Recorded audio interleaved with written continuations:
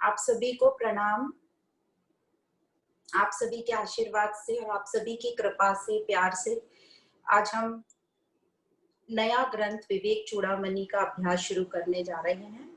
सर्वप्रथम हम भगवान श्री शंकराचार्य जी को प्रणाम करते हैं और जगत गुरु भगवान श्री कृष्ण को प्रणाम करते हैं। यह जो ग्रंथ है आदि शंकराचार्य जी का विवेक चूड़ामणि ग्रंथ, जिसे हम अभी पढ़ने जा रहे हैं, इसमें सभी सिद्धांतों को बताया गया है जो एक साधक के लिए बहुत महत्वपूर्ण है। हमारे में वो सामर्थ्य तो नहीं है कि हम इसे समझ पाएं, पर ईश्वर की कृपा से और आप सबके आशीर्वाद से हम ये यात्रा शुरू करते हैं और इसको समझने की कोशिश करते हैं।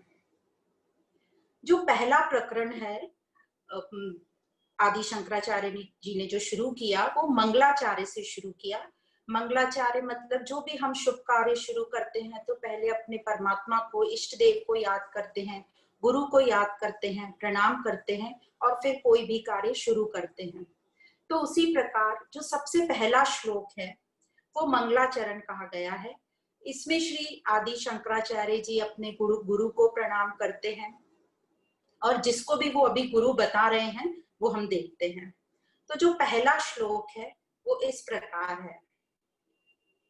सर्व वेदांत सिद्धांत गोचरम तम अगोचरम गोविंदम परमानंदम सद्गुरुं प्रणतोस्म्यहम् सद्गुरुं प्रणतोस्म्यहम्।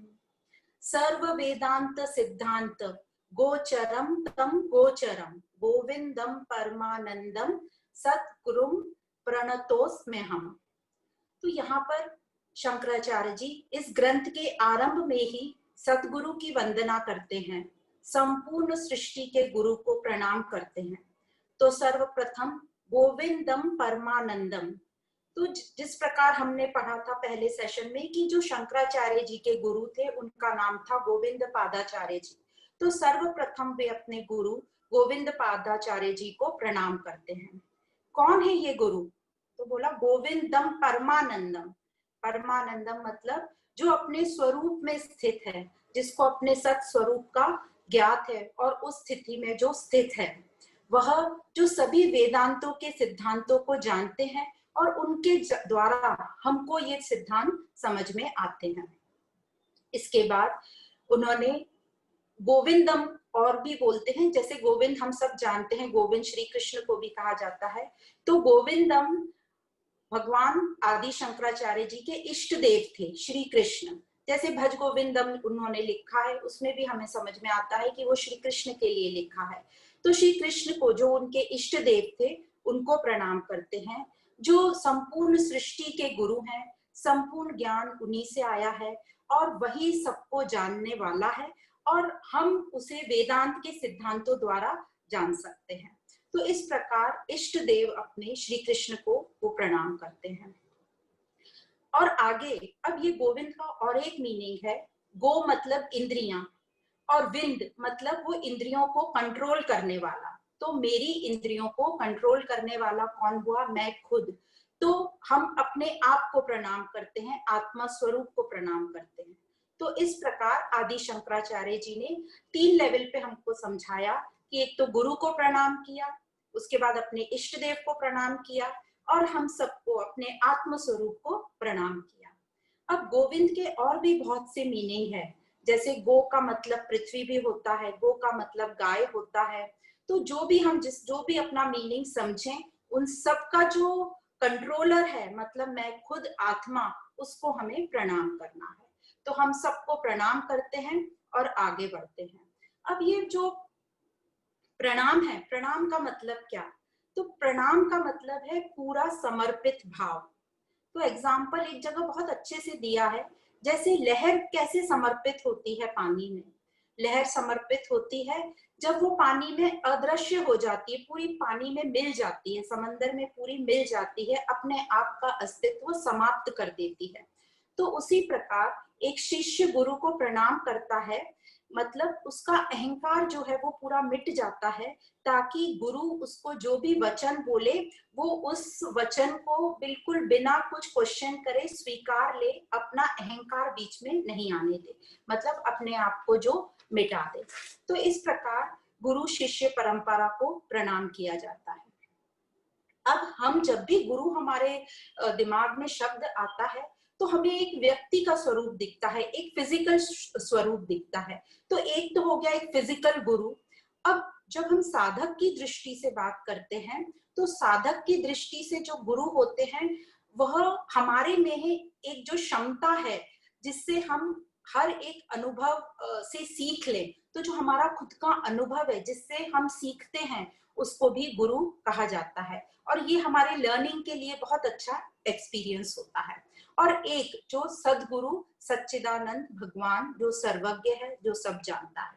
तो इस प्रकार एक हुआ फिजिकल गुरु और एक हुआ सूक्ष्म में हमारा खुद का, और जो भी हमको जो कुछ सिखा दे सत की राह पर या कोई भी कहीं भी कार्य में हमें सुधारने के लिए, वह हुआ गुरु।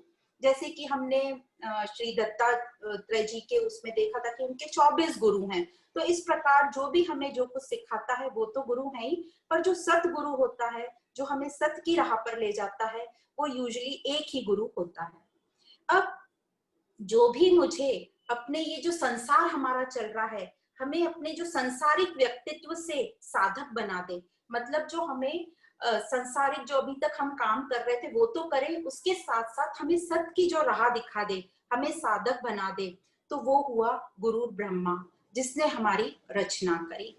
तो यह कोई भी परिस्थिति हो सकती है, व्यक्ति हो सकता है, परिस्थिति कोई भी हो सकती है, अच्छी परिस्थिति भी हो सकती है, दुखद परिस्थिति भी हो सकती है। जरूरी नहीं है कि दुखद परिस्थिति होगी तभी हम सत्य के मार्ग पे जाएंगे। कभी हमारी जिज्ञासा या कुछ अच्छा एक्सपीरियंस भी हमें उस सत्य की मार्ग पर ले जा सकता है। तो इस प्रकार एक साधक की रचना होती है और इसे कहा जाता है गुरु ब्रह्मा। अब गुरु विष्णु। अब हमने एक साधक का तो जन्म हो गया, पर अब इस साधक को मेंटेन करके रखना, मतलब उसका संचालन करना, वह भी किसी को करना पड़ेगा। तो वही गुरु जो ब्रह्मा था जिसने रचना की हमारी, वही अब विष्णु का रूप लेगा और वो हमें इस राह पर, जब भी हम इस राह से थोड़ा अपने फोकस से अपने लक्ष्य से हिल जाएंगे तब ये गुरु हमको वहां से पकड़कर फिर सही ट्रैक पे ला देगा। तो वो हुआ विष्णु।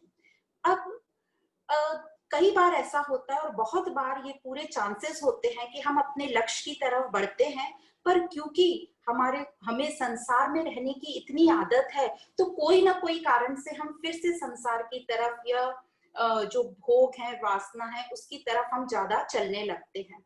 और इस टाइम संभाल करने वाला जो हमारा गुरु है वो है विष्णु।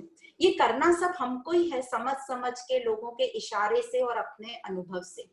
अब जैसे कई बार आपने देखा होगा, सिंपल से एग्जांपल, कि आप कोई एक जगह शॉपिंग करने गए और आपका एक लक्ष्य था कि आपको पर्टिकुलर एक चीज लेनी है। समझो आपको कोई इलेक्ट्रॉनिक एक मिक्सर ग्राइंडर लेना है, पर जब वो आप इलेक्ट्रॉनिक की शॉप पर गए और एंट्रेंस पे ही आपको 4-5 नए कोई मोबाइल फोन के मॉडल दिख गए या आपके शौक के अनुसार कोई और ऑडियो प्लेयर दिख गया, तो हम वो देखने लग जाते हैं और जो हमारा लक्ष्य है वो पीछे छूट जाता है। फिर या तो हमारे जो साथ में रहते हैं वो बोलेंगे कि पहले जिस काम के लिए आए हैं वो देख लो, फिर ये चीजें देखना। तो इस प्रकार हमको मिलते हैं लोग गाइड करने वाले, बस हमें जागृत रहना है कि हमें हमें ये गाइड किया जा रहा है, ये अपने लक्ष्य की तरफ मोड़ा जा रहा है।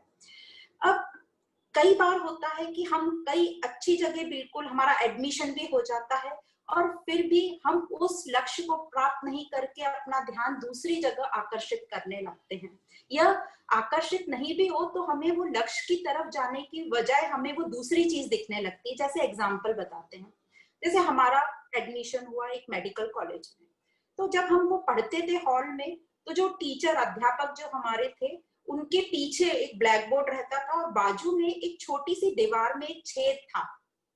तो हमारा ध्यान बार बार उस छेद की तरफ जाता था और जो टीचर पढ़ा रहा है उस तरफ से हमारा बार बार ध्यान जाकर उस छेद पर जाता था, क्योंकि उस छेद में कभी छिपकली दिखती थी, कभी कोई दिखता था, तो लगता था कि इसको बंद क्यों ना करें।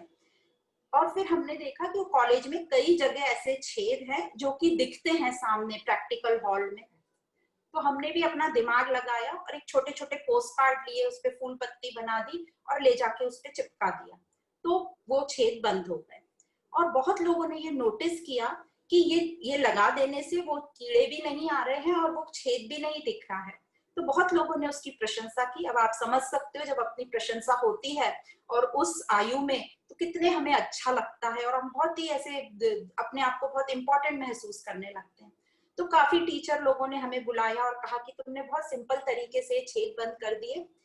तो बहुत लोगों ने प्रशंसा की। 8-10 दिन बीते और हम फूले नहीं समा रहे थे कि कितना अच्छा हमने काम किया सिंपल टेक्निक से। पर एक प्रोफेसर थे जिन्होंने बिल्कुल भी कमेंट नहीं दिया और वो 8-10 दिन से सीरियसली सिर्फ हमको ऑब्जर्व कर रहे थे। 10 दिन बाद उन्होंने मुझे बुलाया अपने केबिन में और कहा कि आपका नाम क्या है? नाम पूछा। आपका लक्ष्य क्या है? मेडिकल कॉलेज में एडमिशन लिया है, पहला हफ्ता है, 10 दिन हुए हैं, डॉक्टर बनना है, वेरी गुड। तो पर मुझे ऐसा लगता है कि आपका लक्ष्य डॉक्टर बनना नहीं है। मुझे बड़ा आश्चर्य हुआ कि ऐसे कैसे बोल रहे हैं। तो उन्होंने कहा कि तुम्हारा ध्यान वो लेक्चर की तरफ होना चाहिए जो टीचर पढ़ा रहा है, पर आपने जाके वो पूरे मेडिकल कॉलेज जहां जहां छेद थे वहां पे जाके अपना आर्ट वर्क लगा दिया। तो इससे मुझे ये लगता है कि आपको डॉक्टर नहीं बनना है। ये जो छेद बंद करने का काम है, ये तो कोई भाई मेंटेनेंस डिपार्टमेंट का काम है, तो आपको हम वहां पोस्टिंग कर देते हैं। बस उनका इतना कहना था और हमको समझा कि वो क्या कहना चाह रहे हैं, कि हमारा ध्यान जो टीचिंग जिसके लिए हम आए हैं उस पर रहना चाहिए, ना कि इधर उधर की चीजों पर। तो ऐसी बहुत सारी चीजें होंगी जो हमें अपना जो लक्ष्य है उसके अलावा भटकाने वाली होंगी।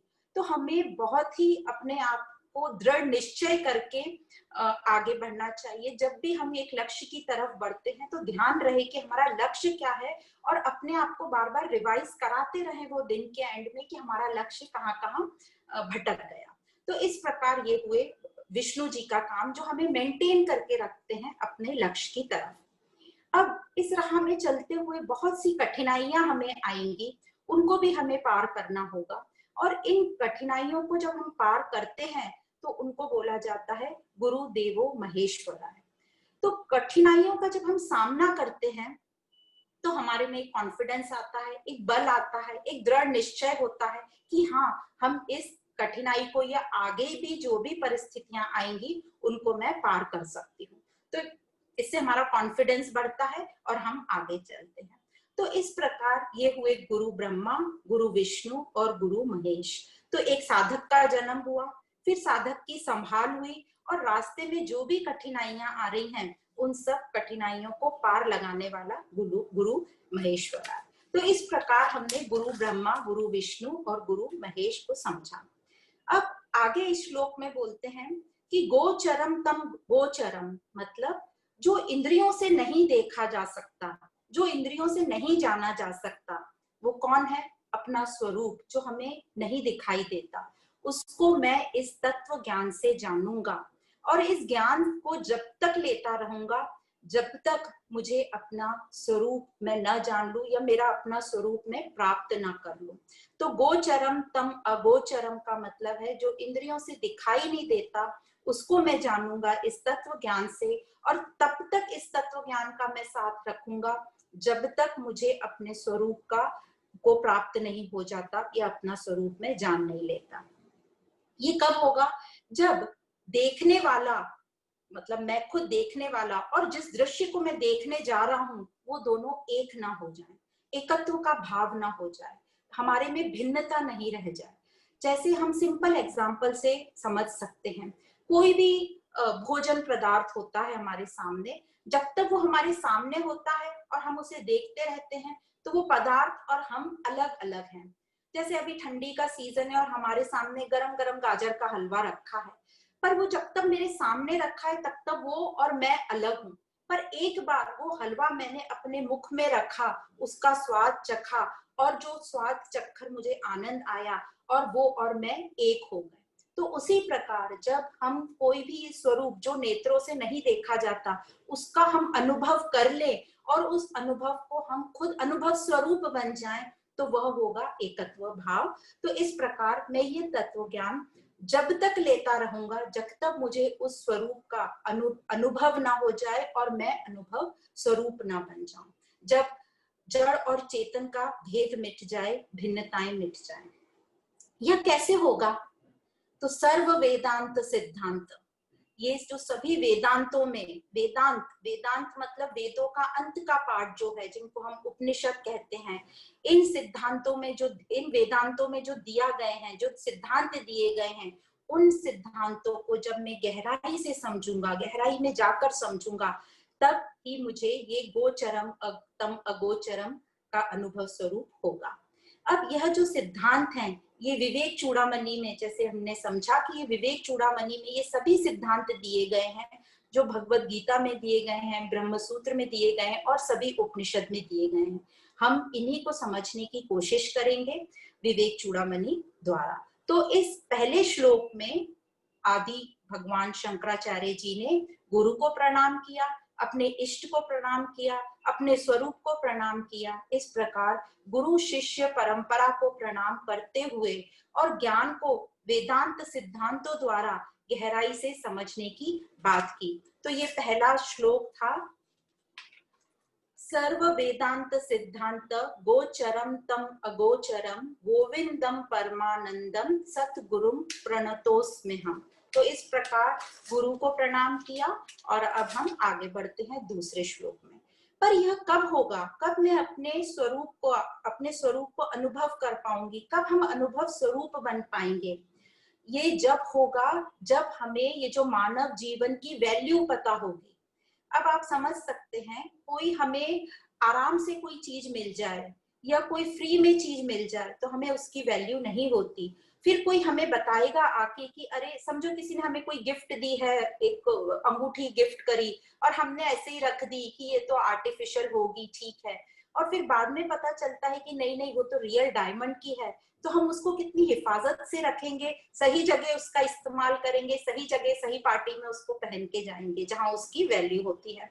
तो उसी प्रकार जैसे हमने एक दृष्टांत सुना था, एक धोबी के पास एक वो पत्थर मिलता है और वो पत्थर अपने कपड़े घिसने में यूज करता है और कुछ महीने बाद उसको पता चलता है कि ये तो हीरा है, तो वो उस पत्थर की सही जगह यूज करता है, कपड़े धोने में इस्तेमाल नहीं करता। तो उसी प्रकार जब हमको अपने ये मानव जीवन की वैल्यू पता चलेगी कि ये मानव जीवन क्या है और हमको क्यों मिला है, तो हम इस मानव जीवन का सही तरीके से इस्तेमाल करेंगे, यूज करेंगे और अपने जीवन को आगे बढ़ाएंगे। तो जो दूसरा श्लोक है वो ये कहता है कि पूरी सृष्टि में जितने भी पशु पक्षी जीव जंतु हैं, उन सब में जो मानव की जनसंख्या है न्यूनतम है, 0.01% जो है सिर्फ मानव होते हैं। तो ये जो मानव जीवन है ये बहुत ही दुर्लभ है, मतलब बहुत मुश्किलों से हमें मिला है।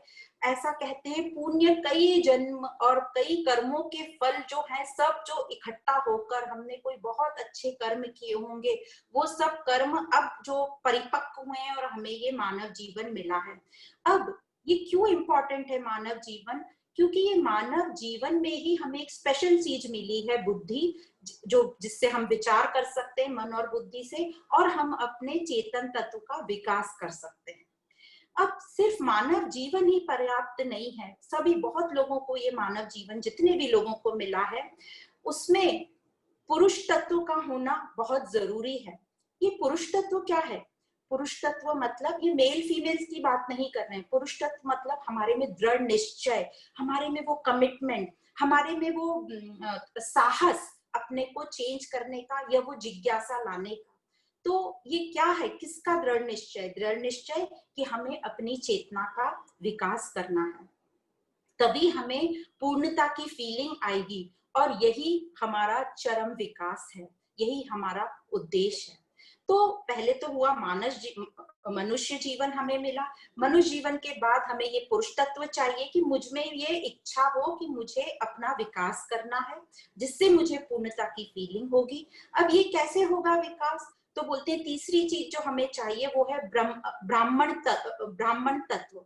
अब ये क्या है? हमें लगता है जिसने ब्राह्मण कुल में जन्म लिया वो ब्राह्मण हुआ, पर यहाँ कह रहे हैं जिन्होंने वो तत्व ज्ञान लिया वो हुआ ब्राह्मण। तो ये तत्व ज्ञान क्या है? तो तत्व ज्ञान वो है जो आत्मा और अनात्मा में विवेचन, मतलब दोनों में जो डिफरेंस बताए, तो सिंपल वर्ड्स में बताएं तो जो परमानेंट और टेम्पररी में डिफरेंस बताए, जो सत असत में हमें डिफरेंस बताए, जो शाश्वत क्या है क्षणिक क्या है उसमें डिफरेंस बताए। तो पहला हुआ मानव जन्म, दूसरा हुआ पुरुष तत्व, तीसरा हुआ ब्राह्मण तत्व। तो इस प्रकार जब हमें ये तीनों चीज मिल रही हैं और हम जब आज यहाँ पर जो इकट्ठे हुए हैं या हमें जो सत्संग मिल रहा है, इसका मतलब ये तीनों चीज हमको मिल गई है और अब हम इसका यूज कैसे करें। तो ये मानव जीवन का इम्पोर्टेंस है कि ये जन्म ही, मानव जीवन ही बहुत दुर्लभ है और उसमें भी दुर्लभ है पुरुष तत्व और ब्राह्मण तत्व मिलना, जिससे हमें पूर्णता की फीलिंग होगी, आनंद की फीलिंग होगी। और यदि हम सभी चाहते हैं आनंद को प्राप्त करना, उसी के लिए तो हम सब इतना काम कर रहे हैं। तो ये जो हमारा मानव धर्म है जो हमें मिला है, इसका हमने पूरा पूरा यूज करना चाहिए। जिस प्रकार हमने भगवत गीता में भी पढ़ा था आखिरी श्लोक में कि जो पहले श्लोक का पहला शब्द है वो धर्म है और आखिरी श्लोक के आखिरी शब्द है मम। तो मम धर्म, मेरा धर्म क्या है? मेरा धर्म है कि अपने स्वरूप को प्राप्त करना, और जो भी चीजें मुझे अपने स्वरूप से अलग कर रही है या दूसरी डायरेक्शन में ले जा रही है उस पर काम करना, और जो वस्तुएं मेरे काम की नहीं है उनको डिस्कार्ड करना। तो ये है हमारे मानव जीवन का उद्देश्य। अब हम सभी के पास ये क्षमता है क्योंकि हम सब वो स्वरूप हैं, वो असीमित हमारे में क्षमता है क्योंकि हम है ही आनंद स्वरूप, हम है ही वो परम तत्व। तो हम सब में वो क्षमता है और ये मानव जीवन भी हमको मिल गया है। तो इस पर बस फर्क एक ही है कि जो मानव जीवन हमें मिला है उसका जो समय है वो निर्धारित है, जन्म से मृत्यु तक। तो बीच का ही समय हमारे पास है। अब जन्म तो हो गया, कुछ बरस भी बीत गए, अब मृत्यु की तारीख तो हमें पता नहीं है। तो जो भी समय है वो आज का समय हमारे पास है और इस समय को हम बेहतरीन से बेहतरीन यूज कर ले, यही हमारी बोलेंगे कि हम होशियार हैं इस, यदि हम इसको ठीक से यूज कर पाए तो। अब वो क्षमता हम अब जागृत कैसे करें? है तो हम सब में वो क्षमता, पर हमें मालूम भी होती है, पर हम उसे नकार देते हैं और हम अपनी बाहरी दुनिया में इतने बिजी हो जाते हैं और दूसरी चीजों को इम्पोर्टेंस देते हैं। तो हम अपनी ये क्षमता को कैसे पहचाने, कैसे जागृत करें? तो सबसे पहले कहते हैं कि जो हम हैं, ज्यादातर हम शिकायतों में अपना टाइम वेस्ट करते हैं, गलत चीजें देखने में हम ज्यादा टाइम वेस्ट करते हैं। तो ये जो शिकायतों में हम अपना टाइम वेस्ट करते हैं, इससे हमारी एनर्जी बहुत खत्म हो जाती है। तो सबसे पहले हम कंप्लेंट करना बंद कर दें, शिकायत करना बंद कर दें। तो अब हमारे पास जो है मनुष्य जन्म है और हमारे में क्षमता तो है ही। धीरे धीरे हम जैसे जैसे स्टडी करेंगे हमें अपनी क्षमता का अनुभव होगा और हमें ये ज्ञान भी मिल रहा है। तो अब हम आध्यात्मिक पथ पर हमारा विकास करने को तैयार खड़े हैं और धीरे धीरे जो हमारे में और भी पात्रता के लिए गुण चाहिए वो धीरे धीरे स्टडी के साथ हमारे में डेवलप होते जाएंगे। अब ये जो आत्मा और अनात्मा का विवेचन है, इस सिद्धांत से ही हम अपने स्वरूप को अनुभव करेंगे ताकि हमें वो अखंड आनंद की प्राप्ति हो और हमें उस ब्रह्म का बोध हो जाए। अब कई लोगों को लगता है कि बस थोड़े से समय में, जैसे हम एक हफ्ते की छुट्टी लेके आए या हमारे पास सिर्फ एक ही घंटा है, आप एक घंटे में बता दीजिए 4-5 वचन की क्या जरूरी है इस आत्मा को प्राप्त करने के लिए या अपने इष्ट देव को प्राप्त करने के लिए या अपने स्वरूप का बोध करने के लिए। तो ये इतना शॉर्ट टर्म प्रोजेक्ट नहीं है, ये लाइफ लॉन्ग का प्रोजेक्ट है। धीरे धीरे प्रैक्टिस करते करते हम आगे बढ़ेंगे। तो कभी भी ये मत सोचना कि एक सेंटेंस में गीता बता दो या 5 सेंटेंस में ये बता दो, ये पॉसिबल नहीं है, वो सिर्फ हम थ्योरेटिकल बातें करते हैं। तो अब जो तीसरे श्लोक में बोलते हैं कि भले ही हम कितने भी अच्छे कर्म करें पर 3 चीज बड़ी दुर्लभ है। सबसे 3 चीज में जो है, सबसे पहला मनुष्य तत्वम, दूसरा मुमुक्ष तत्वम और तीसरा महापुरुषों का संग मिलना। ये 3 चीज बहुत दुर्लभ है, हम कितने भी अच्छे कर्म कर लें। सबसे पहले तो मनुष्य तत्व क्या है? तो मनुष्य तत्व, मानव तो हम हैं। अब ये मनुष्य तत्व क्या है? तो जो हमने दैवी गुण पढ़े थे वो है मनुष्य तत्व। तो उसमें सबसे हम पहले पढ़ते हैं कि दिखावटीपन नहीं होना चाहिए। तो हम कई बार जो है नहीं वो बनना चाहते हैं, तो दिखावटीपन नहीं होना चाहिए। आर्जवम मतलब सरल स्वभाव होना चाहिए, वही हम अपने नेचुरल स्वरूप में रहें। मौन बताया था कि जितना हो सके उतना हम मौन रहें। वाणी का तो मौन है ही, और अंदर से भी हमें मन का मौन धारण करना है। फिर क्षमा बताया था, विनम्रता बताई थी, और ऐसे बहुत से 26 गुण बताए गए थे। तो ये है मनुष्य तत्व, जो ये सब गुण हमारे में रहेंगे तो मानव जीवन मिल गया।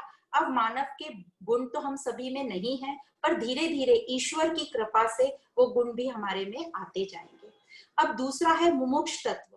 मुमुक्ष तत्व मतलब इतनी तीव्र इच्छा होना, इतनी इंटेंसिटी से वो इच्छा होना अपने स्वरूप को प्राप्त करने की। तो इसका बहुत सुंदर जो एग्जाम्पल दिया जाता है कि कितनी तीव्र होनी चाहिए इच्छा। हमको लगता है हमारी इच्छा तीव्र है, पर एक एग्जाम्पल बताते हैं जो रामकृष्ण परमहंस और विवेकानंद जी के बीच हुआ था। विवेकानंद जी ने रामकृष्ण परमहंस जी को कहा, जो उनके गुरु थे, कि मुझे आपकी देवी के दर्शन करने हैं। जैसे रामकृष्ण परमहंस की इष्ट देवी थी काली माँ, तो रामकृष्ण परमहंस जी ने विवेकानंद जी को कहा कि ठीक है, तुम कल सुबह 4 बजे मेरे पास आ जाओ। तो विवेकानंद जी बराबर 4 बजे रामकृष्ण परमहंस जी के पास पहुंच गए। उस वक्त रामकृष्ण परमहंस जी स्नान करने नदी के तट पर जा रहे थे। उन्होंने विवेकानंद जी को अपने साथ ले लिया और दोनों ने उस पानी में जल में प्रवेश किया। तो रामकृष्ण परमहंस जी ने विवेकानंद जी का जो सर था उसको पकड़ा और पानी में जोर से दबा दिया, और वो बहुत कोशिश करने लगे विवेकानंद जी बाहर निकलने की। तो परमहंस जी ने उनको दबाए रखा, वो बहुत झटपटाए, इन्होंने छोड़ा ही नहीं उसको, बहुत कोशिश की, नहीं ये टाइट पकड़े रहे। और फाइनली विवेकानंद जी ने रामकृष्ण परमहंस जी को जोर से धक्का मारा, क्योंकि वो काफी हष्ट-पुष्ट थे, धक्का मारा, दूर फेंका और वो बाहर आए। तो रामकृष्ण परमहंस जी ने विवेकानंद जी से पूछा, कैसी आपको लगा, बाहर होने की इच्छा कैसी थी? तो उन्होंने कहा, ऐसी इच्छा थी कब मैं बाहर निकलूं और श्वास लूं। तो बोले, इस जो तीव्रता, ऐसी जो इच्छा होती है, तब जब हम किसी को भी धक्का मार के और ऊपर उठ जाते हैं, उनके तो गुरु थे, उनको उन्होंने धक्का मार के ऊपर आ गए, तो वैसी तीव्र इच्छा जब अपने स्वरूप को पाने की हो, ब्रह्म सत्य को पाने की हो, उसको कहते हैं मुमुक्षुता। एक और कोई फिल्म में यही सीन बताया गया था कि पानी में वो कोई एक कोई ट्रेनिंग कर रहा था हीरो, वो इतने अच्छे से नहीं कर रहा था, तो उनके मास्टर ने उसका मुंह बकेट में डाल दिया था। सेम यही बताने के लिए कि इतनी तीव्र इच्छा होना चाहिए कुछ पाने के लिए, तो अवश्य वो आपको मिलेगा। और तीसरा है महापुरुषों का संग। तो ये जो तीनों हैं, ये ईश्वर कृपा से ही मिलते हैं। ईश्वर की कृपा नहीं होगी तो ये नहीं मिलेंगे। तो ये ईश्वर की कृपा क्या है? तो कहा जाता है ईश्वर की कृपा मतलब आप अपनी मेहनत पूरी करिए, आप अपनी मेहनत में कहीं कसर ना छोड़िए, न अपने मनुष्य तत्वों में, न अपने मुमुक्ष तत्वों में, और न ही ये सत्य को प्राप्त करने के लिए। यदि आप ये तीनों में अपनी पूरी मेहनत करते रहेंगे तो ईश्वर कृपा अवश्य आपके ऊपर होगी। और जब ईश्वर कृपा आपके पास हो गई तो ये मानना, मतलब ये तीनों आपको मिल गए और महापुरुषों का संग मिल गया, ब्रह्म ज्ञान मिल गया, तो ये मत समझना कि ये मेरी मेहनत है, तब ये बोलना ये ईश्वर की कृपा है, उसके कारण ही मुझे मिला है। क्यों ऐसा? नहीं तो हम अहंकार में आ जाते और हमें लगता है सब हमने किया। पर यदि हमें ये नहीं मिलता है, इसका मतलब क्या? जब नहीं मिलता इसका मतलब हमारी मेहनत में कहीं कमी रह गई है, तो हमारी जिज्ञासा कहीं कम पड़ रही है, और उस पर हम फिर और काम करेंगे। तो इस प्रकार ये जो 3 चीज बताई है, मनुष्य तत्व, मुमुक्ष तत्व और महापुरुषों का संग, ये बहुत ही दुर्लभ है। अब हमको याद है कि हमने 6th चैप्टर गीता में जब अर्जुन ने पूछा था कि ये तैयारी करते हुए बीच में किसी ने प्राण मतलब देह त्याग दिया, तो उसकी जो इतनी तैयारी थी वो वेस्ट हो जाएगी क्या? तो भगवान श्री कृष्ण ने कहा था, जो भी हम तैयारी करते हैं, कोई भी हमारी चीज वेस्ट नहीं होती, वो कैरी फॉरवर्ड हो जाती है दूसरे जन्म में। हमारा जन्म ऐसे घर में होता है जहाँ ये सब चीजें हमें वातावरण मिलेगा, ये नहीं भी मिलेगा तो कोई ना कोई रास्ता ऐसा निकल जाएगा जो हम इस ज्ञान के पात्र बन जाएंगे। तो इस प्रकार ये 30वें श्लोक में बताया गया कि हमें ये दुर्लभ एक तो मानव जन्म ही दुर्लभ है, उसके बाद ये तीनों चीजें दुर्लभ है। अब ये तीन चीज हमारे पास आ गई, मानव जन्म भी मिला, मुमुक्ष तत्व भी मिला, महापुरुषों का संग भी मिला। अब कई का ये कि जो महापुरुषों का संग हमको मिलता है या नहीं मिलता, तो क्या हमने ढूंढने जाना चाहिए? फिर से इसका आंसर यही है कि आप अपनी जिज्ञासा पर काम करो, कि मेरी तीव्र जिज्ञासा होनी चाहिए उस सत्स्वरूप को पाने की। तो ऑटोमेटिक वो प्रकृति का ऐसा नेचर है कि जो आप बहुत शिद्दत से चाहेंगे वो चीज आपको अवश्य मिलेगी। तो ईश्वर कृपा से आपको महापुरुषों का संग भी प्राप्त होगा। कई बार हमको संग प्राप्त होता है पर हम उसको नकार देते हैं, क्योंकि हम सबका बिलीफ सिस्टम है कि महापुरुष कैसे होंगे, तो कुछ एक अलग इमेजिनेशन है हमारे दिमाग में कि उनकी ऐसा उनके वस्त्र होंगे, ऐसी दाढ़ी होगी, लंबे चौड़े होंगे, शांत होंगे, ऐसा खाना खाते होंगे। तो ऐसा नहीं है। हम उनको बाहर से जज नहीं कर सकते, पर हाँ हमें कहीं ना कहीं कुछ मैसेज जरूर मिलेगा, टचिंग होगी कि ये व्यक्ति है जो मुझे सही डायरेक्शन में ले जा सकता है। मैं जब भी कहीं थोड़ी डगमगाऊं वो मेरा हाथ पकड़ के मुझे सही रास्ते पे ले जा सकता है।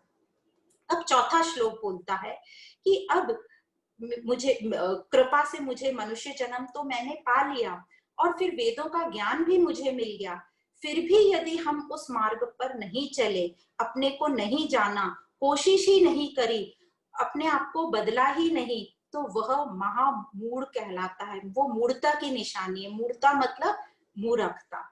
तो जो एक्चुअली जो स्पिरिचुअल लाइफ है, एक्चुअल जो आध्यात्मिक साधना है, तो ये आध्यात्मिक साधना तभी कही जाती है जब हम अपने आप को चेंज करने को तैयार हो।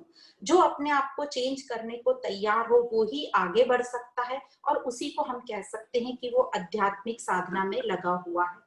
जिस प्रकार हमने देखा था कि कौरवों में और पांडवों में दोनों में नेगेटिव वैल्यूज थी, पर पांडवों को हमेशा क्यों आगे रखा गया? क्योंकि जो पांडव थे वो अपने आप को चेंज करने को तैयार थे। उन्होंने श्री कृष्ण के सामने अपने आप को सरेंडर कर दिया था, समर्पित कर दिया था। उनको उनके ऊपर विश्वास था कि वो जो भी रास्ता बताएंगे वो हमारे हित के लिए है। तो वो चेंज होने को तैयार थे, इसलिए उनको हमेशा आगे रखा गया।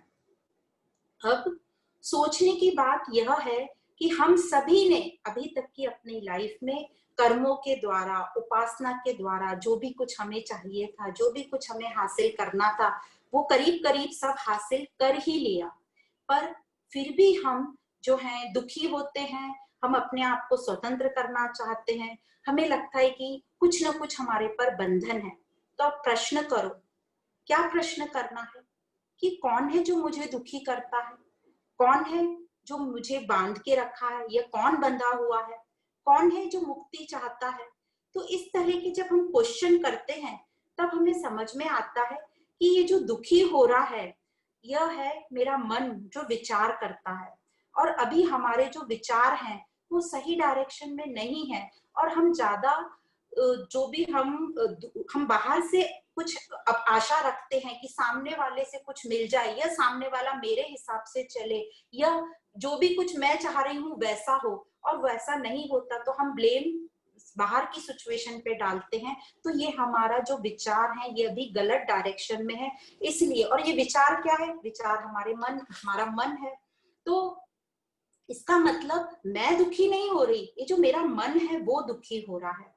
क्योंकि मैं क्यों नहीं? क्योंकि हमको ये भी पता है कि जो मैं हूँ सत्स्वरूप हूँ, मैं तो हमेशा जो है एक जैसी रहती हूँ।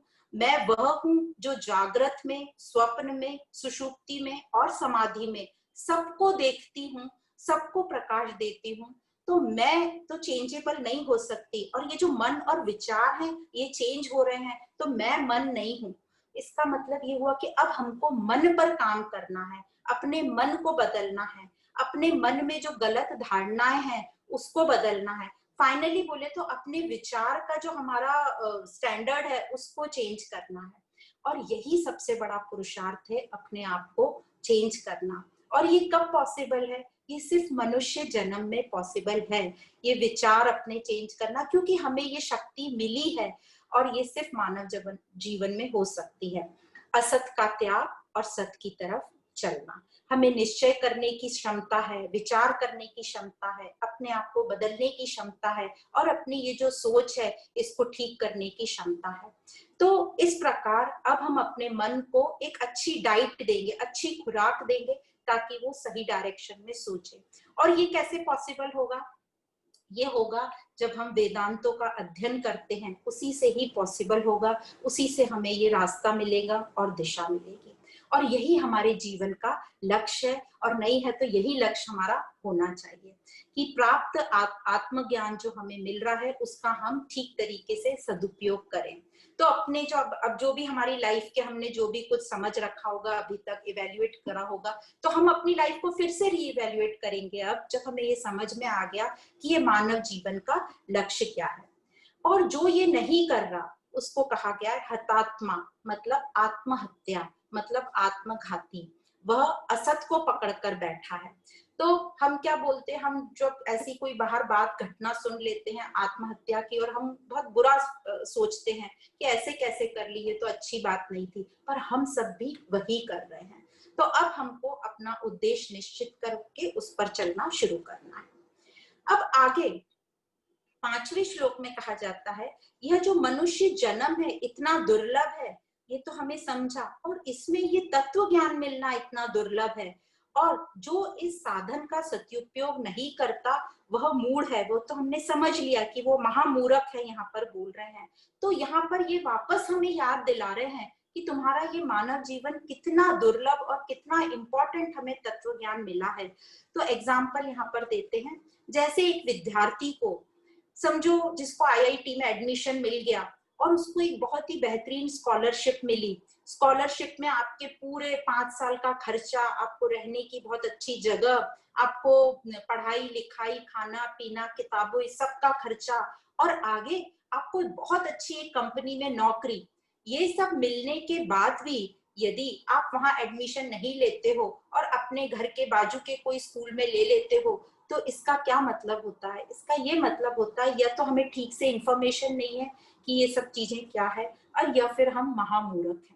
तो इसी प्रकार हमको ये जो मानव जीवन मिला है, ये हमारे को एक स्कॉलरशिप मिली है, और ये जो ऊपर से तत्व ज्ञान हमें मिला है, तो ये बोलते बड़ी स्कॉलरशिप हमको मिल गई है कि हमें मानव जीवन में ये तत्व ज्ञान का साथ मिला है, और हमें धीरे धीरे अब समझ भी आ रहा है कि इसकी वैल्यू क्या है। तो इस प्रकार शंकराचार्य जी कहते हैं कि आगे जो श्लोक में कहते हैं कि वदंतु शास्त्राणि यजंतु देवान कुर्वन्तु कर्माणि यजन भजन्तु देवता। मतलब आप भले ही शास्त्रों का लेक्चर करें, जैसे हम लोगों के लिए कि हम लेक्चर कर रहे हैं, भजन कीर्तन कर रहे हैं, हम शुभ कर्म कर तो रहे हैं और देवताओं को भी भज रहे हैं, पर जब तक हमें आत्मा और ब्रह्म का नॉलेज नहीं हुआ, जब तक आत्मा और ब्रह्म का हमें बोध नहीं हुआ, आत्मा और ब्रह्म की एकता का बोध नहीं हुआ, तब तक हमें मुक्ति नहीं मिल सकती। तो जैसे हम लोग बहुत सारी दूसरी चीजों में रहते हैं, बहुत जरूरी है, सब चीजों का अपना अपना महत्व है, और ये जो हमें बोल रहे हैं कि हम शास्त्रों का लेक्चर करते हैं, भजन कीर्तन कर रहे हैं, बहुत से ऐसे कर्म करते हैं जिससे पुण्य मिले, देवी देवताओं को भजते हैं, इन सब से जो है टेम्पररी मुक्ति हमें मिलती है। मतलब हम स्वर्गलोक तक जाएंगे और फिर वापस आएंगे, क्योंकि हर कर्म का फल है। पर जब तक हमें आत्मा का, ब्रह्म का, एकता का ज्ञान नहीं है, तब तक हमें मुक्ति नहीं मिल सकती। तो बार बार हमें भगवान बता रहे हैं कि मानव जीवन का जो उद्देश्य जो है, क्या है ये उद्देश्य और हम क्या करें उस उद्देश्य के लिए। तो यही कि समझो इन सब की अपनी वैल्यू है। आगे अभी हम पढ़ेंगे कि कैसे हर चीज की वैल्यू है और कैसे ये सब चीजें जो हैं ये एक प्राइमरी स्टेज हमें तैयार करती हैं ज्ञान प्राप्ति के लिए। तो वापस एक एग्जांपल से समझाया जा रहा है कि जिस प्रकार हम बहुत कीमती कपड़े खरीदते हैं या डिजाइनर शोरूम से कपड़े खरीदते हैं, ब्रांडेड कपड़े खरीदते हैं, कपड़े या पर्स या जो भी चप्पल जूते, और फिर उनको लाकर हम उनका यूज कैसे करें।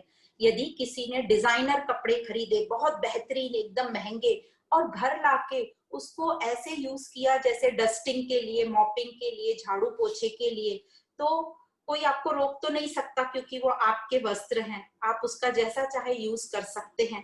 पर देखने वाला क्या सोचेगा कि ये क्या कर रहा है इस चीज का, जिसकी उस इतनी कीमत देके खरीदी और उसको यूज काय के लिए कर रहे हैं, झाड़ू पोछे के लिए, तो क्या सोचेंगे उसके लिए कि या तो ये कोई अमीर बाप की बिगड़ी हुई औलाद है, या फिर कि इसको कुछ समझ ही नहीं है क्या चीज है, ये कीमत ही नहीं है किसी चीज की। और इस तरीके से हमको वो महामूर्ख समझा जाता है कि हमें ये जो मानव शरीर मिला है ये डिजाइनर पीस है अपने आप में, तो उसका जो यूज है उसी तरीके से करें जैसे हम अपने डिजाइनर चीजों का करते हैं। तो इस प्रकार इसको फिर से एक एग्जांपल से समझाया कि ये मानव शरीर कितना इम्पोर्टेंट है। और ये जो परिवर्तन है, दुख सुख आना जाना, यह तो चलता रहेगा। भगवान कह रहे हैं दुख सुख सब चलता रहेगा, ये तो जब तक संसार है ये सब चलता रहेगा, इसको कोई रोक नहीं सकता। तो क्योंकि हम ये बीच में ये बात कैसे आ गई, क्योंकि हम ज्यादा संसार पर ब्लेम करते रहते हैं कि उसने ऐसा कर दिया, परिस्थिति ऐसी आ गई इसलिए हम नहीं कर पाए। तो बता रहे हैं कि ये तो चलता रहेगा। जिस प्रकार जब तक दर्पण आपके सामने है तो उसमें आपका प्रतिबिंब रिफ्लेक्शन पड़ेगा ही पड़ेगा, तो उसी प्रकार सृष्टि का भी ये नियम है कि ये सब चलता ही रहेगा, उसको चेंज करने में अपना टाइम मत वेस्ट करो। कई लोगों की ऐसी आदत होती कि हमको ये चेंज करना है, हम इसको चेंज कर देंगे, इस परिस्थिति को चेंज कर देंगे, तो चेंज करने में अपना टाइम वेस्ट मत करो। जो भी प्रतिबिंब दिखाई दे रहा है उसको स्वीकार करो, जैसे हम मिरर में जो भी हमें दिखता है उसको स्वीकार करते हैं, पर याद रखो मैं कौन हूँ। यदि आपको वो प्रतिबिंब नहीं दिख रहा, आप मिरर के सामने से हट गए, तो प्रतिबिंब कहाँ जाता है, प्रतिबिंब अपने आप में जो मैं हूं उसी में समा जाता है। तो इस प्रकार हमें भी ये जो पूरी घटना परिस्थिति हो रही है उसमें ध्यान न रख के अपने स्वरूप पे ध्यान रखना है। जिस प्रकार हम कभी भी अपने सपने को चेंज करने की कोशिश करते हैं क्या, कभी नहीं।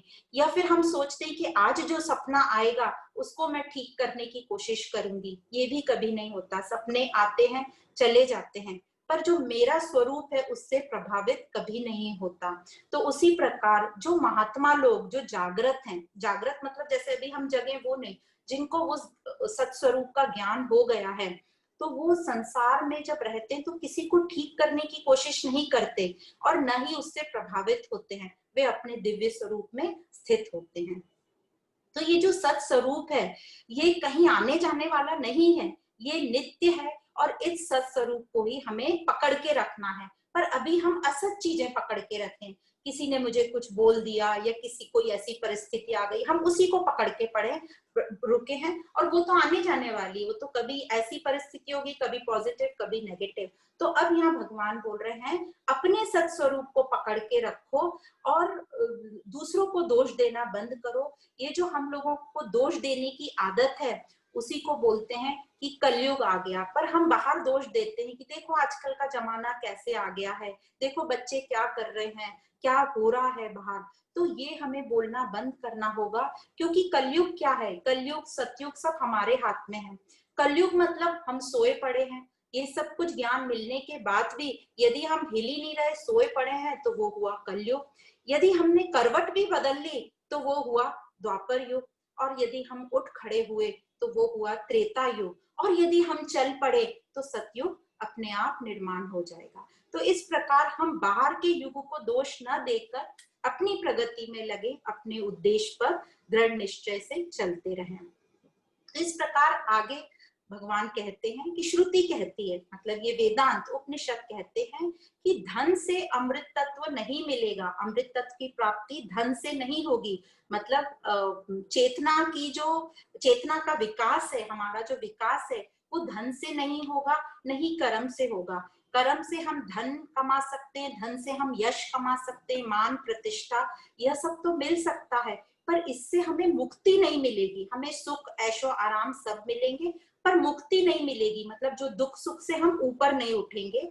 और यह धन जो है ये हमें बांधता रहता है, हम इससे बंध जाते हैं। क्यों? हम आसक्त हो जाते हैं, हम पॉजेसिव हो जाते हैं कि ये मेरा है और उसको हम छोड़ना भी नहीं चाहते। तो धन से एक तो अभिमान होता है, और धन आता जाता रहता है तो हमें हमेशा डर लगा रहता है, हमारी सिक्योरिटी सुरक्षा के लिए हमें डर लगा रहता है और हम उससे आसक्त हो जाते हैं। तो यहाँ भगवान कह रहे हैं कि धन कमाना गलत बात नहीं है, ये तो चार पुरुषार्थों में से एक आता है, अर्थ तो आता ही है एक, और अर्थ चाहिए भी हमें जीवन निर्वाह करने के लिए। पर वो जो अर्थ है वो कैसे कमाया जाए, शुद्धता से कमाया जाए, आसक्त ना हो उससे, और सही जगह यूज करा जाए, ये अलग स्टडी है। पर सिर्फ बता रहे हैं कि धन कमाना बुरी बात नहीं है, पर उससे आसक्त हमें नहीं होना है। तो जो मुक्ति है वो है अहंकार से स्वतंत्रता। जो मुझे मैं पना आ गया, हर चीज में पॉजिटिव नेस हो गई है, आसक्ति हो गई है अहंकार के कारण, तो ये मैं अहंकार को त्यागना ही मुक्ति कही जाती है। अब भगवान बताते हैं फिर विद्वान कौन है, कौन है विद्वान। अभी तक हमने मूर्ख लोगों की बात करी, अब ये विद्वान कौन है। तो ये जो विद्वान वह है जो समझ जाएगा कि ये जो धन है, ये जो कर्म है, ये सब लिमिटेड है, आने जाने वाले हैं। तो वह अपना जो रास्ता है तत्व ज्ञान पर ले लेता है, आध्यात्मिक स्टडी पे चल पड़ता है। तो ये जो बताया गया है कि धन से या कर्म से हमें वस्तु प्राप्त नहीं होती, मतलब आत्म अमृत तत्व की प्राप्ति नहीं होती, तो वह उसको सिद्धांत अच्छे से समझ गया है और वह अपने तत्व ज्ञान की ओर बढ़ चलता है। तो इसका क्या मतलब हुआ कि उस व्यक्ति ने संसार छोड़ दिया, सब काम छोड़ दिए, और जैसा हमारे मन में एक चित्र है कि उसने संन्यास ले लिया। तो नहीं नहीं, ये मतलब नहीं है। उसका मतलब ये है कि वो अपने आनंद के लिए, अपने सुख के लिए बाहर संसार पर निर्भर नहीं है, उसको लोगों से एक्सपेक्टेशन नहीं है, और वो अपने स्वरूप को जान गया है। तो बाहर के साथ, संसार के साथ वो जो अपना व्यवहार है वो बेहतरीन रखेगा। उसे ये अच्छे से पता है कि ये जो बाहर का व्यवहार है ये अलग डिपार्टमेंट है, और जो मुझे प्राप्त करना है आनंद, वो ये बाहर के व्यवहार से नहीं प्राप्त होगा, वो तो टेम्पररी है। तो वो जो बाहर का व्यवहार है बहुत कुशलता से करेगा, पर अपने स्वरूप में स्थित रहेगा। पर हम क्या करते हैं, हम ज्यादा अपना 95 या 98% हम बाहर के व्यवहार में आनंद ढूंढने की कोशिश करते हैं, और बचा हुआ जो टाइम है, कुछ टाइम हमारा सोने खाने पीने में निकल जाता है, और कुछ 0.1% बचता है। तो वो जो 0.1% है उसको हम कम से कम सही जगह लगा लें, और धीरे धीरे ये जो 0.1% है उसको ये जो 98% से शिफ्ट करके यहाँ पर शिफ्ट करें, जो हमारे सत्स्वरूप पर लग जाए। तो प्रॉब्लम हमारी क्या हो रही है कि जो हमें आनंद चाहिए, निरंतर आनंद, अखंड आनंद, हम ढूंढने जा रहे हैं वो संसार से, और संसार के खुद के पास ही वो आनंद नहीं है। आप सबने देखा होगा कि कभी आप दुखी होते हैं और किसी को फोन करते हैं कि मैं बहुत दुखी हूं, तो पता चलता है सामने वाला भी उतना ही दुखी है। तो वो दुखी होगा तो आपको कैसे वो सुख दे सकता है। तो कभी भी ये चीज हमें बाहर से मिल ही नहीं सकती, हमको खुद अपने आप को खोजनी है। तो प्रॉब्लम ये है कि हम गलत जगह अपने आनंद की शॉपिंग कर रहे हैं। जिस दुकान में साड़ियां मिलती हैं, कपड़े मिलते हैं, यदि हम उसमें आइसक्रीम की डिमांड करेंगे तो वो हमें कभी नहीं मिलेगी और हम वहां पे दुखी ही होंगे। तो हमें सही जगह जाना है। तो अपने आनंद स्वरूप को खोजो। कैसे खोजेंगे? शास्त्रों द्वारा चिंतन करना है, और शास्त्रों द्वारा चिंतन करते हुए समझ आता है कि ये संसार तो चलता रहेगा, मुझे अपने स्वरूप में स्थित होना है, दुखी नहीं रहना है। तो अपने मन वचन कर्म सब में हमें आनंद को प्रकट खुद को करना है, अपने मन को तैयार करना है उससे मेरा, और अपना निश्चय बढ़ाना है। उसके लिए मुझे साहस भी चाहिए और समर्पित भी होना पड़ेगा इस ज्ञान के प्रति, क्योंकि हम आनंद स्वरूप हैं और हम आनंद को ही हमें प्रकट करना है, और आनंद में ही हमें अल्टीमेटली लीन होना है। तो इस प्रकार जो वेदांत है उसमें कहा है कि ये जो स्टडी है धीरे धीरे अपने ऊपर अप्लाई करो, अपनी लाइफ में छोटे छोटे स्टेप्स लेके अप्लाई करो और आगे बढ़ते जाओ। जैसे आदि शंकराचार्य जी कहते हैं कि मैं ये 5 तत्व नहीं हूं, मैं मन नहीं हूं, मैं बुद्धि नहीं हूं, मैं अहंकार नहीं हूं, तो फिर क्या है हम? तो आखिरी में बोलते हैं चिदानंद रूपम शिवोहम शिवोहम, मतलब तुम सत स्वरूप हो। पर हम मानते ही नहीं, हम तो अपने आप को मानते नहीं सत स्वरूप नहीं, हम तो क्या इतने हमारे में नेगेटिव चीजें हैं, हम तो ऐसे हो ही नहीं सकते, हम तो पापी हैं, हमने इतने पाप किए हैं, क्योंकि हम देह से आसक्त हैं। तो हम उसे देह को छोड़ना ही नहीं चाहते। और बोलते हैं कि हम सन्यास ले लेंगे। सन्यास तो बोलते सन्यास का मतलब ही अपनी देह आसक्ति छोड़ो, वही सन्यास है।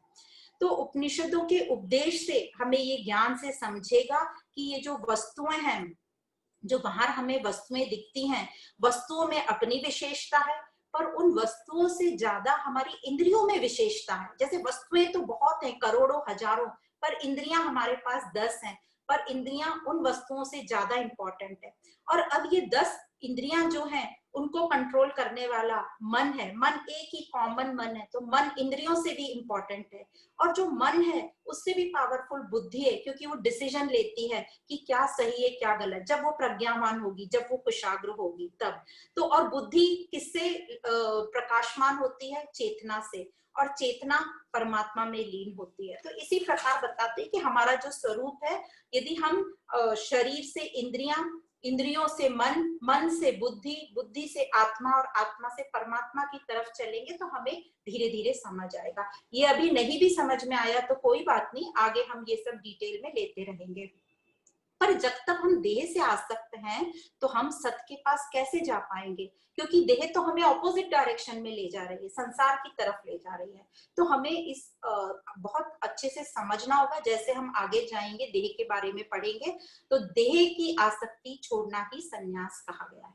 पर हम सब तो ये संसार में जो भिन्नता है, परिच्छिन्नता है, उसमें हम इतने खुश हैं, हम उसमें इतने रचे बसे हैं, और उसके सुख में तो सुखी होते हैं, नो डाउट, और दुख में भी हमें अच्छा लगता है। कैसे हम वो दुख से भी हम आ सकते हैं, हम दुख को भी नहीं छोड़ना चाहते। क्यों इसको यदि प्रूफ किया जाए, यदि हम दुख से आसक्त ना होते, यदि दुख से हमें लगाव नहीं होता, तो हम कब के इस तत्व ज्ञान को लेकर आगे बढ़ जाते, कब के ऊपर उठ जाते।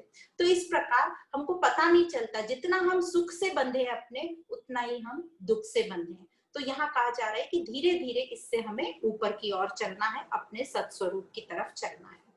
तो भगवान कहते हैं कैसे चलेंगे? तो जो हमने गीता में 6 अध्याय में पढ़ा था, 5वां श्लोक, उद्धरेत आत्मा न आत्मा नाम, अपना उद्धार हमें खुद ही करना है, अपने आप को ऊपर उठाना है, अपने को अपने से ही इस परिवर्तनशील संसार से ऊपर उठाना है। कोई और हमारे लिए नहीं कर सकता, क्योंकि हम, कोई और हमारे लिए कितना करेगा? एक बच्चे को भी हम कितना ऊपर उठा सकते हैं, जितना हमारी ये हाथ की लेंथ है बस उतना ही हम उठा सकते हैं। और अपना, जैसे हम बीमार हैं तो दवाई हमें ही खानी पड़ेगी, तभी हम ठीक हो सकते हैं। तो उसी प्रकार जहां हम गिरे हैं उसी का सहारा लेना है। जैसे हम पानी में गिरे हैं तो पानी का ही सहारा लेके उठते हैं, जमीन पे गिरे हैं तो जमीन का ही सहारा लेके उठते हैं। पर ये हम गिर कैसे गए? तो हम गिरे हैं अपनी गलत धारणाओं के कारण। हमें गलत गलत हमारी जो धारणा बन गई है। अब ये गलत धारणाएं क्या है? तो गलत धारणा है, सबसे पहली गलत धारणा है कि ये संसार से मुझे सुख मिलेगा, तब मैं खुश हूंगा। ये सबसे बड़ी हमारी गलत धारणा है। दूसरी गलत धारणा है मैं कौन हूं? तो हमें लगता है कि मैं ही सब कुछ हूँ, मैं सबसे इंपॉर्टेंट हूँ, मेरी सोच ही सबसे ठीक है। तो मैं कौन हूँ? हमने अपनी उपाधियां ले ली और अहंकार रूप ले लिया। तीसरा गलत फहमी है परमात्मा कौन है? तो हमें लगता है परमात्मा वो है जिससे मैं जब मांगू वो मुझे दे दे, तो वो परमात्मा है। और यदि मैंने मांगा और नहीं मिला या कुछ ऐसा दुखद घटना हो गई तो वो परमात्मा को भी हम छोड़ देते हैं। कई लोगों को आपने सुना होगा कि उनके घर में कुछ दुखद घटना हो जाती है तो बोलते हैं हमने तो अपने मंदिर भगवान को भी छोड़ दिया जब से वो हुआ था, उसने मेरी इतनी सी बात नहीं सुनी। तो ये तीसरी हमारी गलतफहमी है कि परमात्मा कौन है। चौथी हमारी गलतफहमी है कि आध्यात्मिक अभ्यास क्या है। हम सबकी गलतफहमी अभी शायद थोड़ी चेंज हुई है, पर सबकी गलतफहमी है कि जिसकी लाइफ में बहुत दुख या डिप्रेशन है और उस टाइम उसने यदि तत्व ज्ञान ले लिया तो ये इसलिए लिया क्योंकि वो दुखी था, और उसकी फैमिली के लिए हम बहुत पिटी करते हैं कि बेचारा वो उसकी वाइफ ने सन्यास ले लिया तो हस्बैंड को बेचारा बोलते हैं। तो और जब दूसरे कोई सन्यास लेते हैं तो उनके फंक्शन हम अटेंड करते हैं, उनको अच्छा मानते हैं, पर अपना बच्चा यदि इस मार्ग पे चला जाए तो वो परिवार हिल जाता है। तो हमें अभी आध्यात्मिक अभ्यास क्या है यही नहीं पता। हम लोगों को लगता है कि जो आध्यात्मिक रास्ते में चल गए वो बहुत ही रूखे सूखे होंगे, वो उबला हुआ खाना खाते होंगे, सूखी रोटी खाते होंगे, सादे वस्त्र पहनते होंगे। ये हमारे दिमाग में है। इसका बिल्कुल उल्टा होता है। आध्यात्मिक रास्ते पे चलने वाले सदा खुश और प्रफुल्लित रहते हैं। वो जिस देश में जाएंगे वो इतने फ्लेक्सिबल होते हैं, वैसे कपड़े पहनते हैं। हम सबकी धारणा है कि जो आध्यात्मिक रास्ते पे चलते हैं वो तो सिर्फ ऐसे फुल कपड़े पहने होंगे, वो पैंट शर्ट नहीं पहन सकते। सबसे ज्यादा फ्लेक्सिबल रियल में जो आध्यात्मिक रास्ते पे चलते, उनके कहीं नखरे नहीं होते कि हम ये नहीं खाएंगे, हम वो नहीं खाएंगे। आपके घर में जो तैयार होगा वो खा लेंगे, कभी वो कोई नखरा नहीं करेंगे। यदि वो प्याज लहसुन खाने वाला नहीं भी होगा और आपके घर में तैयारी नहीं होगी तो वो किसी भी तरह उस दिन वो खा लेगा। तो इस प्रकार ये आध्यात्मिक रास्ते पे चलने वाले बहुत फ्लेक्सिबल होते हैं। एक सबको लगता है कि वो बॉइल्ड सब्जी ही खाते होंगे। अब आप बताइए, जिसका इष्ट देव माखन और दूध से नहाता हो वो रूखा कैसे खाएगा? उसके लिए तो माखन और मिश्री और घी सबसे इंपॉर्टेंट होता है। वो रेशमी वस्त्र पहनेगा, मतलब बाहर से जैसी उसकी स्टेटस होगा। तो ये हमारी बहुत सोच जो है, धारणाएं हैं, ये गलत है। तो हमको ही अपने आप को इन गलत धारणाओं से ऊपर उठाना है। पर हम भगवान पर डाल देते हैं, भगवान तो कर रहा है, भगवान करेगा, पर हमको अपनी मेहनत पूरी करनी है। तो कई जगह एग्जाम्पल आता है कि छोटे बच्चे को हम चांद दिखा के, फूल पत्ती पक्षी दिखा के खाना खिला देते थे। पर अब हमारी वो उम्र नहीं रही कि हमें चांद सूरज दिखा के ये ज्ञान पिलाया जाए। तो अब हम उस लायक हो गए हैं कि डायरेक्ट हम ये तत्व ज्ञान को समझें। तो इस परिवर्तनशील संसार में रहना तो है, पर अपना रोल अच्छे से निभाना है। इस संसार में भटक नहीं जाना है। ये बहुत अच्छे से फिर से एग्जाम्पल याद रखो, जैसे एक एक्टर अपना रोल करता है। जब भी कोई एक्टर अपना रोल करता है तो उसको ये पता रहता है कि मैं ये नहीं हूं जिसका मैं रोल कर रहा हूं, मैं तो जो भी हूँ व्यक्ति। जैसे एग्जाम्पल, एक लेडी को दुर्गा देवी का रोल करने को मिला, और जब उसने स्टेज पर दुर्गा देवी का रोल किया तो बेहतरीन रोल किया उसने। पर उसको अंदर से पता है कि घर में तो मैं एक दुर्बल नारी हूँ, मेरी वहां आवाज भी नहीं निकलती, पर स्टेज पर रोल उसने बहुत अच्छे से किया। उसी प्रकार हमें एक एक्सपीरियंस हुआ कि एक लेडी को महिषासुर राक्षस का रोल करने को मिला। उसने जब स्टेज पर रोल किया तो इतना सुंदर रोल किया। महिषासुर एक राक्षस था, और उसको पता है उस लेडी को कि घर में तो उसका सुर भी नहीं निकलता, पर स्टेज पे वो महिषासुर का रोल कर गया। उसी प्रकार हमको संसार में ऐसे अपने कर्तव्य करना है, अपने रोल ऐसे निभाना है कि ये तो मैं स्टेज पर कर रही हूँ, पर मैं अंदर से तो मैं सत्य स्वरूप, मेरा स्वरूप क्या है, मैं आत्म स्वरूप हूँ, मैं वो दिव्य आत्मा हूँ, वो हमेशा याद रखना है। दूसरा हम ये करते हैं, हम दूसरों से अपने आप को बहुत कंपेयर करते हैं। जब हम दूसरों से कंपेयर करते हैं तो हम बहुत दुखी होते हैं। तो कभी भी अपने को किसी से कंपेयर नहीं करना। तो अपने अध्ययन में लगे रहो। कई लोग कहते हैं कि अब ये अध्ययन से भी हम बोर हो जाते हैं, हमारा तो मन ही नहीं लगता है, तो उसके लिए क्या करें? तो ऐसा देखा गया है कि बोर हम किससे नहीं होते, बोर हम अपने आप से कभी नहीं होते। जैसे आप देखना, बचपन से अभी तक आप दर्पण में अपना चेहरा देखते आ रहे हो, कभी भी बोर हुए हो अपने चेहरे से? कभी भी नहीं बोर हुए हैं। तो इसी प्रकार जो भी कोई कर्म करो, ये याद रखो मैं अपने लिए कर रही हूँ। तो जब हम अपने लिए करते हैं तो कभी बोर नहीं होते। दूसरा, हम बोर कब होते हैं? और जब हम अपने लिए करते हैं बोर नहीं होते, पर दूसरे का चेहरा हम दर्पण में ज्यादा देर नहीं देख सकते। तो या तो हम कोई बन रहे हैं कोई और, तभी हम बोर होते हैं, या फिर हमारे पास बहुत एक्स्ट्रा टाइम है इसलिए हम बोर होते हैं। तो इन दोनों का रास्ता एक ही है कि जो भी आपके पास, एक तो कुछ बनो मत, खुद अपने स्वरूप में रहो। दूसरा, जो भी आपके पास एक्स्ट्रा टाइम है, इतना ज्यादा टाइम है, उस टाइम को आप ये आध्यात्मिक चिंतन में लगाओ। स्टडी तो हम बहुत कुछ कर ही रहे हैं, तो चिंतन, कॉन्टेम्पलेशन में लगाओ, चिंतन में लगाओ, और उसको अप्लाई करने की कोई स्ट्रेटेजी बनाओ अपने आप के लिए, तो हमें बोर नहीं होगा। तो अपने टाइम को ठीक तरीके से हमें यूज करना है। तो आगे भगवान कहते हैं, यदि हमारा लक्ष्य आत्म अभ्यास का है तो कर्म का त्याग करना होगा। अब ये कर्म का त्याग, कर्म का संन्यास बोल रहे हैं, ये सुनकर हम घबरा जाते हैं, पर हमें समझना है वो क्या, इसका मतलब क्या है कर्म का संन्यास। कोई भी चीज कर्म कब बन जाती है, जब उसमें अहंकार, कर्तापन कि मैं कर रहा हूँ, डूअरशिप हो जाती है, तो वो कर्म बन जाता है। नहीं तो वो एक सादी क्रिया है। या फिर उसको कर्म योग बनाओ। तो कर्म वो होते हैं जब अहंकार वश मैं करता हूँ, या वासना पूर्ति, इच्छा पूर्ति या फल की इच्छा के लिए किया जाता है कि मैंने अभी तक इतना कर लिया, मैंने सोसाइटी में इतना कुछ किया है, मुझे अब और ये कुछ करना है, सोसाइटी में ये ठीक करना है। ये सब जो इच्छाएं, वासनाएं होती हैं, इसमें मैं, अहंकार जुड़ जाता है और वह कर्म बन जाता है। तो यदि फल इच्छा का हम त्याग करें और अहंकार रहित जो कर्म करते, जो भी हमने भगवत गीता में दूसरे, तीसरे, चौथे अध्याय में पढ़ा था, तो फिर वह कर्म नहीं होता, वो बंधन का कारण नहीं होता। इसलिए ऐसे कर्मों का हमें त्याग करना है जहां हम अहंकार आ जाता है, जहां हमें मेरापन आ जाता है, मैं कर रहा हूँ, कर्तापन। तो इस प्रकार हमें अपनी साधना में लगना है, कर्म को योग बनाना है कि कर्म करते हुए मुझे इंजॉय करना है, अहंकार रहित और आशा रहित। मुझे जब कर्म करते हैं हम, तो कर्म योग बन जाता है। वो कर्म मुझे बंधनों से, भव बंधन से विमुक्त करता है। तो हमें समझ गया कि मैंपन हमें नहीं करना है, डूअरशिप को धीरे धीरे हमें हटाना है। हम जैसे जैसे आगे जाएंगे हमें समझ में आएगा कि ये डूअरशिप हमें कैसे हटानी है, और अपने को विशेष बनाने की कोशिश नहीं करनी है। कई बार हम विशेष नहीं बनते, पर हमारी उपाधियां हमको वो प्रेशर देती हैं और हम विशेष बनने लगते हैं। पर ये तो उपाधियां हैं, याद रखो। हम कहीं भी जाते हैं तो अपनी उपाधि को बाजू में रखो और फिर जाओ। क्योंकि जब हम विशेष बनते हैं तो उसमें हमारी बहुत मेहनत लगती है, उसमें उससे हमारी एनर्जी भी बहुत वेस्ट होती है। तो नेचुरल रहो, कुछ बनने की कोशिश मत करो। कुछ बनने में बहुत ताकत लगती है और स्वयं में रहने में बिल्कुल भी ताकत नहीं लगती। हम थकते नहीं, हम इंजॉय भी करते हैं और हम मजे में भी रहते हैं, आनंद में भी रहते हैं। फिर क्वेश्चन आता है, फिर हम कर्म क्यों कर रहे हैं? तो कर्म बाद में तो है ही एक्सप्लेनेशन, अभी सिर्फ इतना बोलते हैं, कर्म हम इसलिए कर रहे हैं अपने आनंद को प्रकट करने के लिए, कोई फल प्राप्ति के लिए हम नहीं कर रहे हैं।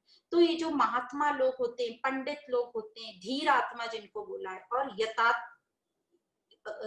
यताम बोलते हैं, मतलब जिन्होंने अपनी विचार शक्ति को प्रॉपर डायरेक्शन में लगाया है, ठीक तरीके से जहां मेहनत चाहिए वहां मेहनत करी है, तो ऐसे लोगों को महात्मा बोलते हैं। पंडित, महात्मा मतलब जो जिनकी आत्मा महान हो, पंडित मतलब जो इंटेलेक्चुअल बुद्धि से काम कर रहे हो, सही गलत का निश्चय करके।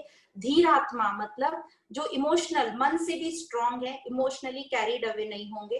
तो इस प्रकार महात्मा, पंडित और धीरात्मा इसी प्रकार कर्म करते हैं, अपने आप को बैलेंस में रखकर। पर हम तो जो है विशेष बनने की होड़ में लगे रहते हैं। हम सबको ये लगता है कैसे हम विशेष बन जाएं, और फिर हम उसी में बिजी हो जाते हैं।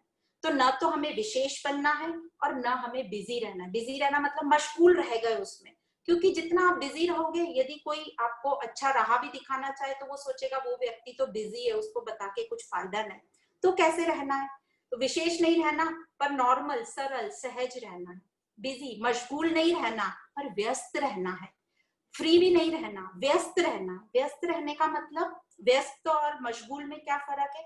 मशगूल में आप अनाउंस करते थे मेरे पास टाइम ही नहीं है कुछ और करने को, और व्यस्त में आप अपना काम भी कर रहे हो और आप किसी और कार्य के लिए अवेलेबल भी हो। आपका मन भी आपके लिए अवेलेबल है, और आप बाहर के भी कोई काम करने के लिए या बाहर से कुछ ज्ञान लेने के लिए भी अवेलेबल हो। तो जब आप व्यस्त रहोगे तो अवेलेबल रहोगे, तो ईश्वर आपको जो कर्म करने के लिए या जिस कार्य के लिए उसको पिकअप करना है, यूज करना है, वो आपको यूज करेगा।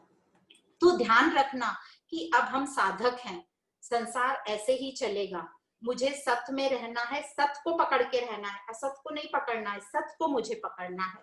तो अपने आप से बार बार क्वेश्चन करते रहना, कौन है ये जो मुझे पकड़ के रखा है? तो उनको छोड़ेंगे जो जो गलत धारणा है, और मेरा स्वरूप क्या है, दिव्य स्वरूप को मैं पकड़ के रखूंगी। तो संसार से ऊपर उठने के लिए हमें सत्य को खोजना है, और उसके लिए क्या करना होगा? उसके लिए हमें सही ज्ञान, मतलब करेक्ट डायरेक्शन में सही ज्ञान उठाना है, और अपने विचारों को सही डायरेक्शन में ले जाना है। और उसके भी पहले हमें कर्म सिद्धांत अच्छे से समझ लेना है कि कर्म तो करना ही है, फल मिलेगा ही मिलेगा, पर वो जो फल मिलेगा वो मेरी इच्छा से नहीं मिलेगा। और दूसरा, वो फल जो है ट्रांजिएंट है, क्षणिक है, थोड़े ही टाइम के लिए, और वो फल खत्म हो जाएगा। तो जो हमने गीता में 2nd अध्याय में पढ़ा था, कर्मण्येवाधिकारस्ते, मतलब हमारा अधिकार है कर्म करने का, हमने कर्म करना है, पर जो फल मिलेगा पहले तो मेरी इच्छा से नहीं मिलेगा, किस टाइम पे मिलेगा मुझे नहीं पता, और दूसरा जो भी फल मिलेगा वो क्षणिक होगा, टेम्पररी होगा, उसकी एक निर्धारित समय होगी और वो खत्म हो जाएगा। और हमें डर भी लगा रहेगा कि ये जो फल मिला है ये खत्म हो जाएगा, तो वो भय भी रहेगा मुझे। तो इस प्रकार यदि बाहर की वस्तु में सुख होता तो हर वस्तु सबके लिए सेम सुख देती, पर हमने देखा है कुछ वस्तु हमें अच्छी लगती है, कुछ किसी और को अच्छी लगती है। इसका मतलब जो सुख है, आनंद है, बाहर की वस्तुओं में नहीं है, वो मेरे अपने अंदर है। मैं उसको कैसे उस वस्तु के प्रति मेरा क्या भाव है, उस प्रकार हमें आनंद मिलता है। पर यदि आप आग में हाथ डालोगे तो सबका हाथ जलेगा। इसका मतलब आग का स्वरूप ही है अग्नि, जला देना। तो हमें भी वही खोज करनी है जहां से जो जिसका स्वरूप है वही हमें मिले। तो वो स्वरूप हमारा खुद का ही है, सत स्वरूप, आनंद स्वरूप। तो उससे मुझे आनंद मिलेगा, नो डाउट, सभी को उस स्वरूप से आनंद मिलेगा। तो पर हम कहाँ लगे रहते, बाहर से मुझे आनंद मिले, जहां जिस शॉप में आनंद नहीं है वहां से हम खोजने की कोशिश कर रहे हैं, और फिर वहां से मुझे नहीं मिला तो हम क्या हो रहे हैं, फ्रस्ट्रेट हो रहे हैं, परेशान हो रहे हैं, और फिर हम सबको चेंज करने की कोशिश करते रहते हैं। तो अब कर्मों की सिद्धांत के से हमें पहले समझ गया है कि मुझे आनंद बाहर से नहीं मिलेगा, इन कर्मों से मुझे आनंद नहीं मिलेगा। बहुत हमें इंपॉर्टेंट समझ लेना है कि कर्मों से आनंद नहीं मिलेगा। कर्म करते वक्त मैं अपनी इच्छा से आनंद में रह सकता हूँ, मेरे पसंद का कर्म है, पर उसका जो फल है वो आनंद नहीं है। वो थोड़े देर के लिए मिल भी जाए फल के रूप में तो भी वो खत्म होगा। तो आगे के 11वें श्लोक में बोलते हैं, चित्तस्य शुद्धे शुद्धे कर्म। तो कर्म का काम क्या है, चित्त की शुद्धि करना, न कि वस्तु उपलब्धि। वस्तु का यहाँ मतलब है तत्व, हमारा स्वरूप, उसको यहाँ वस्तु कहा गया है। तो चित्त शुद्धि के लिए हम कर्म करते हैं। अब चित्त शुद्धि के लिए क्यों करते हैं, हमारे चित्त में ऐसी क्या अशुद्धि आ गई, तो हमारे चित्त में जो है अहंकार की अशुद्धि आ गई, उसको शुद्ध करने के लिए हम चित्त शुद्धि के लिए कर्म किए जाते हैं। पर अभी तक हमें पता ही नहीं था, हमें लगा कर्म से फल मिलता है इसलिए हम कर रहे थे। पर अब कर्म सिद्धांत से हमें समझा कि कर्म चित्त शुद्धि के लिए होते हैं। तो हम जो भी कुछ कर्म करेंगे निष्काम भाव से, सेल्फलेस जिसको बोलते हैं, कर्तव्य कर्म, जो भी हमारी ड्यूटी होगी वो पूरे उत्साह के साथ करेंगे, ताकि हमारे कर्मों में से जिस हमारे लिए हम जो कर्म कर रहे हैं उसमें आनंद प्रकट हो और सामने वाले को भी आनंद मिले। कई लोग बोलते हैं कि हम तो कर्म को ही पूजा मानते हैं, work is worship. No doubt, बहुत अच्छी बात है, वो डेडिकेटेड रहते हैं अपने कर्मों में। तो वो डेडिकेटेड तो रहते हैं, पर क्या वो निस्वार्थ भाव से करते हैं, क्या वो अहंकार रहित करते हैं? तो यदि निस्वार्थ भाव और अहंकार रहित नहीं है तो फिर वो वर्क इज वर्शिप नहीं हुआ, वो अपने एक बस बिजी रहने के लिए करते हैं। तो जो भी हम कर्म कर रहे हैं जिसको हम वर्क और वर्शिप बोलते हैं, उसमें पूरे डेडिकेटेड मतलब समर्पित भाव उच्च लक्ष्य के लिए करेंगे तो वो वर्क इज वर्शिप होगा। तो कर्म न तो वस्तु उपलब्ध कराता है, वस्तु मतलब तत्व ज्ञान नहीं देता, ये बहुत हमें पक्के से समझ लेना चाहिए। तो फिर तत्व कौन देगा, तत्व दृष्टि कौन देगा हमें? तो तत्व दृष्टि तो विचार से ही हमें मिलेगी। विचार मतलब निध्यासन, कॉन्टेम्पलेशन हम बोलते हैं। विचार तभी होगा जब हम मनन चिंतन, श्रवण तो हम कर ही रहे हैं, मनन चिंतन करेंगे और उससे हमें विचार से हमें समझ में आएगा कि मैं कौन हूँ। कंटिन्यूस जब हम विचार हमारे अंदर चलते रहेंगे सही डायरेक्शन में। तो वस्तु स्थिर विचारे ना, वस्तु मतलब तत्व ज्ञान कैसे प्राप्त होगा, विचार करने से। जैसे पंचदशी का एक महावाक्य है, अविचारो कृतो बंधो विचारे ना निर्वर्ते। मतलब गलत विचार ही बंधन का कारण है और सत विचार बहुत आवश्यक है। जब सत विचार होगा तो हमारा विवेक शक्ति, हमारी बुद्धि कुशाग्र होगी, उसको क्या जो हमारी इच्छाएं हो रही हैं कौन सी सही है कौन सी नहीं है, उसको सही डायरेक्शन में अप्लाई करने की या उसको सही डायरेक्शन में ले जाने की। तो हमारी विवेक शक्ति बहुत कुशाग्र होगी, और विवेक शक्ति जब हमारी कुशाग्र होगी मतलब हमारी बुद्धि ज्ञान से, तो हमारी ये गलत धारणाएं सब मिट जाएंगी और हम सत स्वरूप को प्राप्त होंगे। हमें समझेगा कि सब सत स्वरूप क्या है, और फिर निरंतर हम इसमें लगे रहेंगे तो उस सत स्वरूप को हम अवश्य प्राप्त करेंगे। तो इस प्रकार हमें समझा कि ये जो आध्यात्मिक यात्रा है उसकी नींव है विचार। विचारों से ही हमें अपने आप को चेंज करना है। और सही विचार हमें कब मिलेगा? जब हम तत्व ज्ञान का साथ लेंगे। तो मंदिर जाना, प्रदर्शना लगाना, दान धर्म करना, इन सब का अपना एक अलग रोल है जो हम आगे पढ़ेंगे। पर अभी के लिए हमें इतना जरूर समझना है कि कर्म से हमें तत्व की प्राप्ति नहीं होगी। तो अब ये कर्म से फिर क्या करना है? तो ये जो विचार हम बार बार बोल रहे हैं, यही अज्ञान को खत्म करेगा। तो हमें शिकायत नहीं करनी है। अब ज्यादा हमारा काम पूछताछ का रहेगा अपने आप से। तो हर शिकायत की जगह अब हम क्या करेंगे? पूछताछ में लगेंगे, अपनी सेल्फ इंक्वायरी जिसको बोलते हैं।